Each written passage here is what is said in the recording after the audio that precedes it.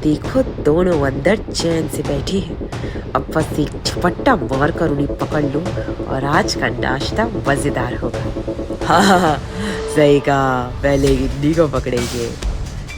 अब नहीं कालिया, तेरी चाल बेकार हो जाएगी। कौन है, किसने हिम्मत की मुझे रोकने की? गट्टू तोता भी डाल से नीचे झपटा और अपने तीखे पंजों से कालिया के पंख नोचने लगा। अरे कालिया, तेरा रंग तो काला है, पर आज मैं तेरे बाल लाल कर दूंगा। ये क्या कर दिया तूने? तभी पेड़ की डाल पर चंपी चिड़िया उड़ते उड़ते वहाँ से गुजरी। उसने घोंसले में अजनबी पक्षियों को देखा और चौंक गई। ये क्या, जग्गा कालिया के पुराने घोंसले में कोई अजनबी पक्षी? ये तो गड़बड़ है, मुझे मीठी मैना को बताना होगा। रात का अंधेरा और गहरा हो चुका।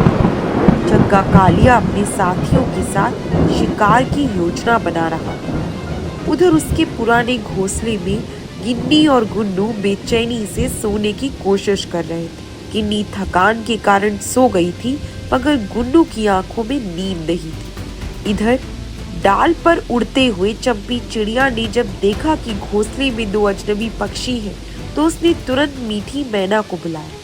मीठी, मीठी जरा जल्दी चलो, मैंने अभी अभी कुछ अजीब देखा है। मीठी मैना चौंक जाती। क्या हुआ चंपी, तुम इतनी घबराई हुई क्यों हो?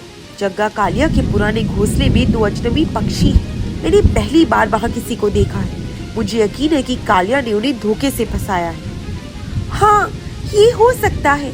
कालिया कभी बिना स्वार्थ किसी की मदद नहीं करता। अगर सच में वहाँ कोई है तो वो जरूर खतरे में होंगे। दोनों तुरंत उड़कर घोंसले के पास पहुंचे। वहां जाकर देखा कि अंदर गिन्नी और गुन्नू सो रहे हैं। चंपी ने धीरे से गुन्नू को जगाया। अरे सुनो, जागो। गुन्नू चौंक जाता है। कौन हो तुम? डरो मत, हम तुम्हारी दोस्त हैं। मैं मीठी मैना और ये चंपी चिड़िया, हम तुम्हें चेतावनी देने आए हैं। गिन्नी नींद में करवट लेती है। गुन्नू क्या हुआ, कौन है? गुन्नू गिन्नी को धीरे से सहलाता है। ये दोनों हमारे मददगार हैं गिन्नी। सुनो, यहाँ रहना तुम्हारे लिए खतरनाक है। ये घोंसला जग्गा कालिया का है। उसने तुम्हें जानबूझकर यहाँ ठहराया है। गिन्नी घबरा जाती है। क्या वो हमारी मदद नहीं कर रहा, बल्कि धोखा दे रहा है? हाँ, कालिया हमेशा ऐसा ही करता है। भोले भाले पक्षियों को फंसाकर अपने और अपनी साथियों के लिए शिकार बना लेता है। अगर तुम यही रहे तो सुबह तक जिंदा नहीं बचोगे। गुन्नू गुस्से से भर जाता है। मैंने शुरू से ही शक किया था। गिन्नी, मैंने कहा था ना, उस पर भरोसा मत करना। गिन्नी डर जाती। गुन्नू, अब क्या करें? मैं उड़ने की हालत में भी नहीं हूँ। गिन्नी का हाल देखकर मीठी मैना और चंपी दोनों भावुक हो गई।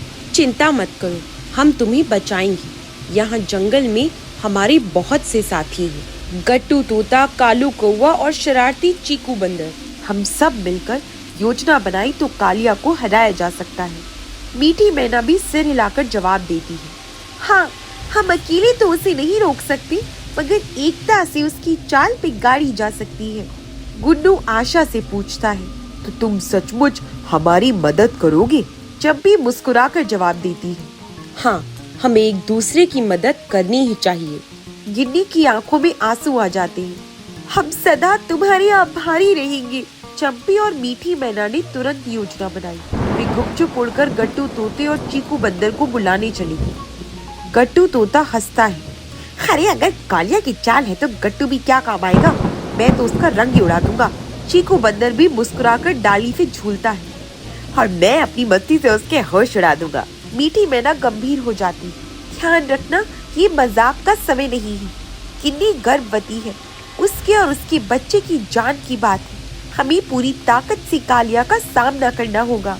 तो तय रहा, जैसे ही कालिया सुबह अपने साथियों के साथ लौटेगा, हम सब मिलकर उस पर हमला करने। योजना तय हो गई। सब ने मिलकर प्रण लिया कि इस बार जग्गा कालिया अपनी चाल में सफल नहीं हो पाएगा। घोंसले के भीतर गिन्नी और गुन्नू एक दूसरे का हाथ थामे बैठे थे। उनके दिल में डर तो था, मगर अब उम्मीद की एक नई किरण भी जग चुकी थी। सुबह की हल्की रोशनी जंगल की डालियों पर फैल रही थी। पत्तों पर ओस की बूंदें चमक रही थी, लेकिन उस शांति के पीछे एक तूफान छिपा था। जग्गा, कालिया और उसके साथी धीरे धीरे गुफा से निकलकर अपने घोंसले की तरफ लौट रहे थे। उनकी आंखों में शिकार की भूख और चालाकी झलक रही थी। उधर गिन्नी और गुन्नू बेचैनी से बैठे थे। गिन्नी की सांसें तेज थी। गुन्नू ने उसका हाथ कसकर पकड़ा हुआ था। चारों तरफ पेड़ों पर उनके नए साथी मीठी मैना, चंपी चिड़िया, गट्टू तोता और चीकू बंदर पहले से ही छिपे हुए थे। सब ने तय कर लिया था कि जैसे ही कालिया हमला करेगा वे सब मिलकर उसे रोकेंगे। जग्गा कालिया अपने साथियों से फुसफुसाता है, देखो दोनों अंदर चैन से बैठे हैं। अब बस एक झपट्टा मार कर उन्हें पकड़ लो और आज का नाश्ता मजेदार होगा। हाँ, सही कहा, पहले गिन्नी को पकड़ेंगे।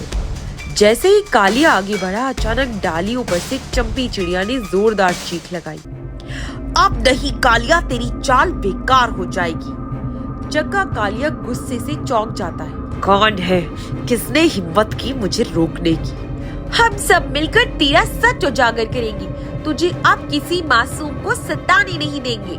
इतना सुनते ही गट्टू तोता भी डाल से नीचे झपटा और अपने तीखे पंजों से कालिया के पंख नोचने लगा। अरे कालिया, तेरा रंग तो काला है, पर आज मैं तेरे बाल लाल कर दूंगा। जग्गा कालिया चीखने लगता है, ये क्या कर दिया तूने? उधर चीकू बंदर ने डाल से झूलकर कालिया के साथियों पर पके हुए बेर और फल बरसाने शुरू कर दी। लो, ये जंगल का असली तोहफा। अरे भागो, तो बंदर पागल हो गया है। मीठी मैना और चंपी दोनों ने मिलकर जोर से अपने पंख फड़फड़ाए और शोर मचाया। पूरा जंगल गूंज उठा। इससे और पक्षी भी जाग गए और आ गए। गुन्नू गिन्नी से धीरे से फुसफुसाता है, देखा गिन्नी, ये कितने अच्छे हैं। गिन्नी की आंखों में आंसू आ जाते हैं। हाँ गुन्नू, ये सचमुच हमारे रक्षक हैं। जग्गा कालिया पूरी तरह घिर चुका था। उसके साथी भाग चुके थे और वो अकेला पड़ गया था। मीठी मैना गुस्से में उससे कहती है, कालिया, तू हमेशा दूसरों को फंसाता आया है, लेकिन अब तेरा समय खत्म हुआ। अगर तूने दोबारा किसी मासूम को सताया तो पूरा जंगल तुझे कभी नहीं छोड़ेगा। चंपी भी उसे कहती है, आज से ये जंगल तेरे डर के बिना जिएगा। जग्गा कालिया गुस्से और डर में अपने पंख समेटता है। ठीक है, मैं हार मानता हूँ, लेकिन याद रखना, मैं इतनी आसानी से मानने वाला नहीं हूँ। वो गुस्से से घूरते हुए उड़ जाता है। जग्गा कालिया को हराकर सबके दिलों में राहत आ गई। गिन्नी और गुन्नू ने अपने नए दोस्तों को दिल से धन्यवाद दिया। अगर तुम सब नहीं होते तो शायद हम आज जिंदा भी नहीं रहते। गुन्नू ने गर्व से कहा, अनजान होते हुए भी हमारी मदद की, आज से हम दोस्त हुए। गट्टू तोता हंसकर कहता है, हाँ, और अब सब मिलकर रहेंगे तो कोई कालिया हमारा कुछ नहीं बिगाड़ सकता। चीकू बंदर भी खुश हो जाता है, अब ये जंगल सचमुच हमारा घर है। इस तरह जंगल ने एक नया सबक सीखा। एकता और सच्ची दोस्ती से सबसे चालाक दुश्मन को भी हराया जा सकता है। गिन्नी और गुन्नू को अब डर नहीं था। उनके दिल में सिर्फ विश्वास और नए जीवन की उम्मीद थी। जग्गा कालिया की हार के बाद जंगल में शांति लौट आई। पेड़ों की टहनियों पर फिर से पंछियों की चहचहाहट गूंजने लगी। आसमान में हल्की धूप खिल चुकी थी और हवा में एक अलग ही मिठास थी। गिन्नी और गुन्नू अब सुरक्षित महसूस कर रहे थे, मगर उनके दिलों में एक नया सपना पलने लगा था। अपने आने वाले बच्चे के लिए एक प्यारा सा घर बनाना। गुन्नू ने गिन्नी से मुस्कुराते हुए कहा, गिन्नी, अब हमें अपने नन्हे मेहमानों के लिए घोंसला तैयार करना होगा। यहाँ तो कई अच्छे पेड़ हैं। हाँ गुन्नू, इस बार घोंसला सिर्फ टहनियों का नहीं होगा, इसमें हमारे सपने भी बुने जाएंगे। उनकी बातें सुनकर मीठी मैना, चंपी चिड़िया, गट्टू तोता और चीकू बंदर सब इकट्ठे हो गए। गिन्नी, अब तुम सिर्फ आराम करो, घोंसला बनाने का काम हम सब मिलकर करेंगे। चंपी चिड़िया ने भी उसे हौसला देते हुए कहा, हाँ गुन्नू भाई, आप अकेले मत थकना, हम सब है ना। गट्टू तोता हंसता है, मैं तो सबसे मजबूत टहनियाँ लाऊंगा, देख लेना, कोई आंधी ने हिला भी नहीं पाएगी। चीकू बंदर भी शरारत से बोलता है, और मैं तुम्हारे लिए नरम नरम पत्ते और फलों की टहनियाँ लाऊंगा, बच्चा पैदा होते ही मीठे का स्वाद चखना चाहिए। सभी मिलकर टहनियाँ, पत्ते, फूल और घास इकट्ठा करने लगे। गुन्नू ने अपनी मेहनत और प्यार से एक एक टहनी को जोड़ना शुरू किया। गिन्नी दूर बैठकर सब देख रही थी। उसकी आंखों में चमक थी। गुन्नू, मैंने कभी नहीं सोचा था कि एक अजनबी जंगल हमें इतना अपना बना लेगा। देखो, ये सब कैसे हमारी मदद कर रहे हैं। गिन्नी, घर सिर्फ जगह से नहीं बनता, लोगों से बनता है।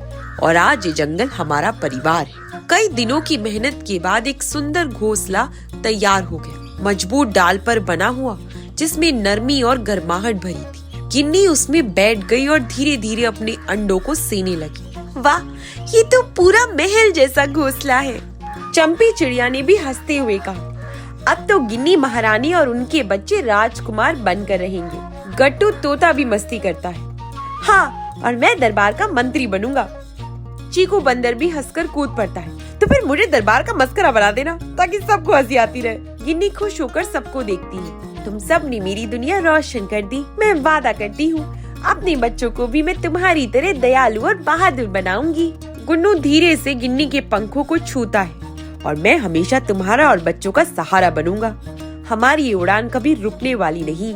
सूरज ढल रहा था। आसमान सुनहरी रंगत से भर गया था। पेड़ पर बने उस घोंसले से हंसी, उम्मीद और नए जीवन की खुशबू फैल रही थी। गिन्नी और गुन्नू के लिए सिर्फ घोंसला नहीं था, बल्कि नए सपनों की उड़ान की शुरुआत थी।